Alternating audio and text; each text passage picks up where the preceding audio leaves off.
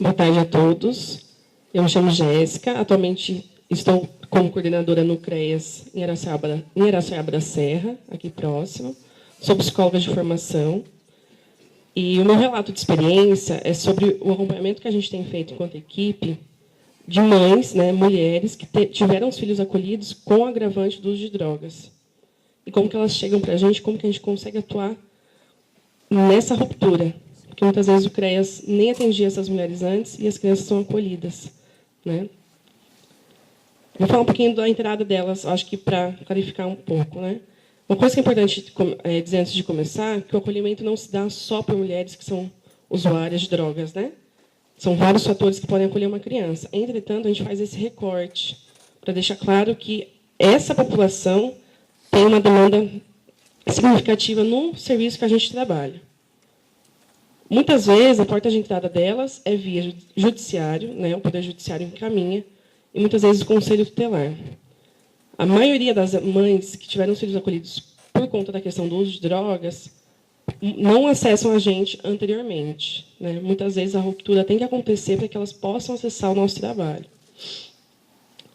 E daí a gente vai pensar aí nos serviços envolvidos na rede de proteção, que o CREAS está ali dentro, tanto na proteção social básica do CRAS, na proteção social especial enquanto CREAS, o envolvimento do Conselho Tutelar, que muitas vezes não dialoga com a rede e não consegue acessar a rede, ou porque não encaminha, ou porque, quando nos encaminha o caso já está agravado.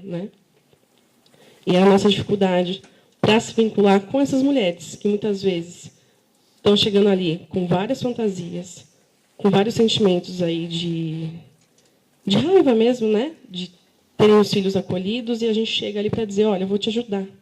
E como é que a gente ajuda? Fica uma relação muito difícil, muito delicada. E a gente fala no trabalho sobre esses atendimentos iniciais, como eles têm se dado.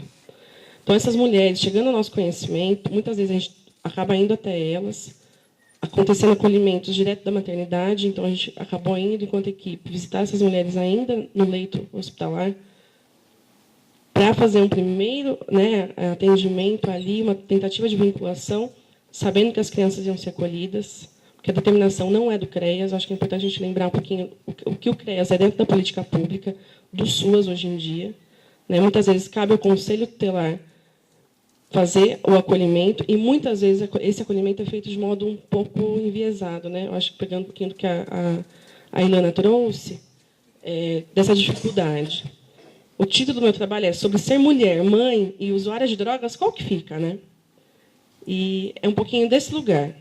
Então, essas mulheres e mães entrando ali no atendimento da equipe do CREAS, uma das primeiras questões que a gente tenta trabalhar é o papel do CREAS, e distinguir um pouquinho a função da rede de proteção. Porque a gente entra para tentar garantir o direito delas, também o direito da criança. É lógico que a gente sabe que tem algumas situações que a criança estava em risco iminente, mas a gente tem tido, infelizmente, a experiência de situações de acolhimento onde essas mães têm os filhos acolhidos sem que outras tentativas de proteção tenham ocorrido. Principalmente, uma das nossas grandes queixas é: cadê a família? Muitas vezes o conselho toma essa decisão, ou o caso vai direto do judiciário, muitas vezes quando está no hospital, e as famílias nem ficam sabendo. E para a gente tirar a criança do acolhimento não é uma coisa tão simples, é um processo um pouco danoso, tanto para a criança quanto para a família, e um pouco trabalhoso também. Porque o serviço, dentro de uma cidade pequena e de pequeno porte, muitas vezes a gente não tem a rede de proteção, a gente não tem a rede para suprir os atendimentos. Vou dar um exemplo. O nosso CAPS hoje, apesar da equipe estar tentando fazer um trabalho bacana, é um CAPS sem médico. É um CAPS com uma única psicóloga. É um CAPS que a TEL pode ir só 2 vezes na semana. Então, eles não conseguem, e não tem. O matriciamento não existe no município, as UBSs ficam isoladas, os PSFs não conseguem acessar a rede de saúde mental. Daí o CREAS, que também trabalha com essa ponte, como dispositivo central aí da proteção especial, não consegue acessar esses dispositivos, e quando consegue, com algumas falhas.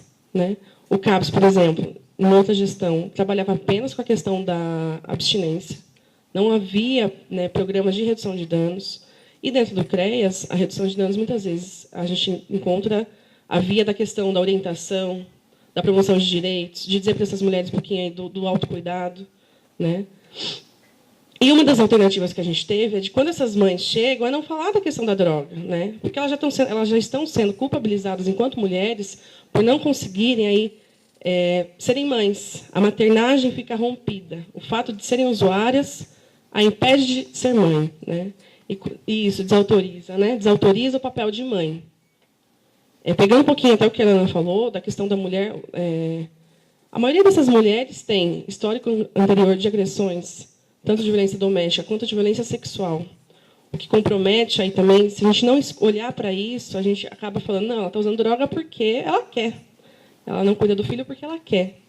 E muitas vezes elas não têm nem vínculos familiares próximos, né? No nosso município, a gente tem muito essa demanda de mulheres que estão isoladas no município.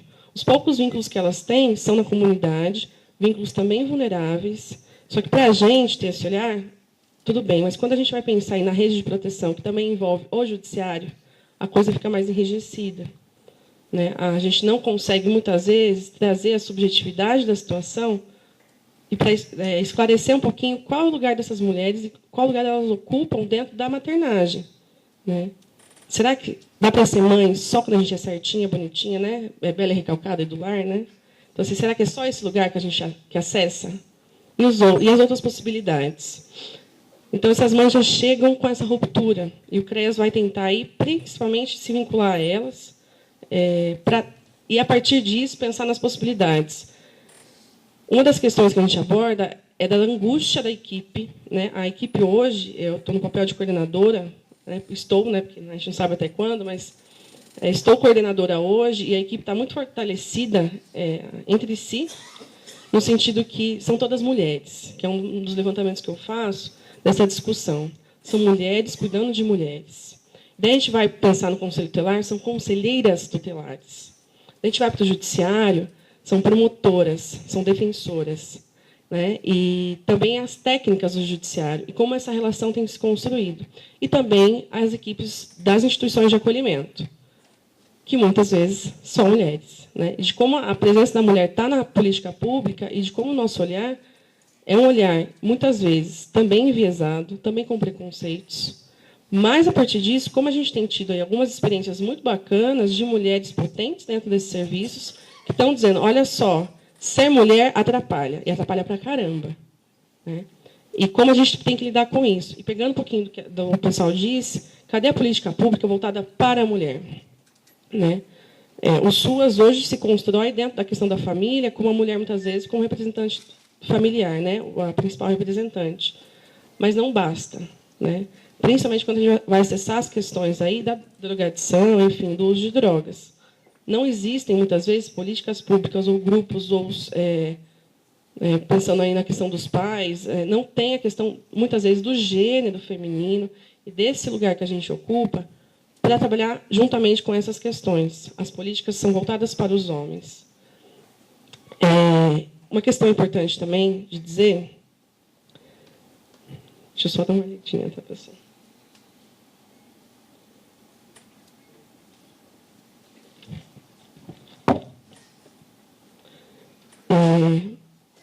Acho que é mais isso mesmo, né? A questão da mulher e como a gente tem que olhar para as rupturas que têm acontecido, da violação de direitos delas. A gente entende que é importante a proteção da infância, ela é prioritária dentro de muitas políticas, mas a gente também tem que pensar na questão da infância não como uma coisa isolada. A gente está dentro da família, a gente está dentro de uma relação. Muitas dessas crianças, quando têm a ruptura pelo acolhimento, perdem totalmente as vinculações familiares. Muitas dessas mães que já estão aí numa situação de maior vulnerabilidade não conseguem sustentar a ruptura.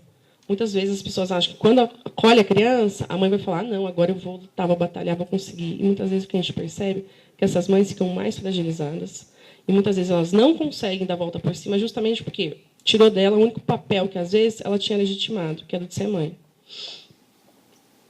Então, assim, o que a gente tenta, né? Eu digo que a gente tenta porque tem sido muito frustrante. Algumas mães a gente não consegue estar acessando outros vínculos, acessando a rede de proteção dela, a questão da própria comunidade. Algumas crianças a gente consegue desacolher aí pensando na família extensa, porque quando a gente diz para o judiciário que essa mãe consegue cuidar desse filho, mesmo sendo usuária de drogas, a gente não tem aí boas parcerias. O olhar é, ela usa droga, ela não pode ser mãe. Daí a gente vai para a família extensa, que tem sido aí a oportunidade da gente conseguir, muitas vezes, manter o vínculo dessa criança dentro da família. Porque a gente tem que lembrar que, muitas vezes, as crianças foram acolhidas sem a família extensa ter sido acionada. Né? E de como isso é duro. Alguns casos têm sido, né, eu posso dizer como fracassos, porque a gente também faz um investimento emocional, não dá, o vínculo não existe, não é aquela coisa fria, né? Eu sou psicóloga, não vou me misturar, não. Eu acho que a questão do vínculo e do trabalho, ele também frustra muita gente quando, dentro de uma audiência, por exemplo, a gente tem uma escuta de que a gente está defendendo essa mãe. Nós não estamos defendendo, a gente está pensando, inclusive, muitas vezes na legislação, sendo objetivo, dizendo ali que na legislação, lá no ECA, a criança tem que ter o direito garantido e pensar em outras estratégias antes de ir para o acolhimento. Né? E, enfim, então, assim, fica essa questão, né? Um dos pontos que eu acho importantes e uma coisa que chama muita atenção é de como nós, mulheres, estamos envolvidas com mulheres vulneráveis e como a gente tem lidado com isso. Né? De qual lugar eu estou falando e qual lugar que ela está ocupando. Será que a gente está no mesmo local? Acho que não. Né? E dizer também que, mesmo com as nossas dificuldades, mesmo com os entendimentos aí muito diferentes, a gente tem conhecido mulheres que estão tentando. Né?